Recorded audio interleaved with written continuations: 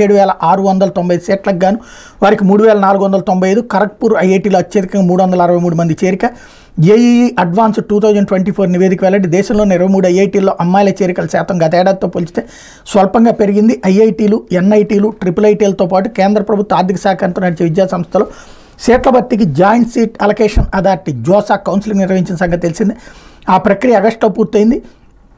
ఈ నేపథ్యంలో JEE advance 2024పై జాయింట్ ఇంప్లిమెంటేషన్ కమిటీ నివేదిక ఐఐటి మద్రాసు సోమవారం వెల్లడించింది అన్నట్టు వార్తని హైలైట్ చేశారు. ఇకపోతే ఇసుకలో కూరుకున్న బోటు కదిలింది అంటూ ప్రకాశం బ్యారేజీ గేట్ల వద్ద చిక్కున్న భారీ బోట్లను తొలగించేందుకు సోమవారం చేపట్టిన ఆపరేషన్ సత్ఫలితాలు ఇస్తున్నట్టు అధికారులు ఆశిస్తున్నారు. బేకం సంస్థ ఆధ్వర్యంలో జలవనరుల శాఖ ఇంజనీర్లు, కాకినాడ, విశాఖ నుంచి వచ్చిన బృందాల కృషి కొంత ఫలించింది. నీటి అడుగున ఇసుకలో కూరుకుపోయిన ఒక బోటు రాత్రి 9 గంటలకు కొద్దిగా పైకి తేలింది. ఇది బయటకు వస్తే మిగతా కూడా లాగచ్చని అంచనాతో ఉన్నారు.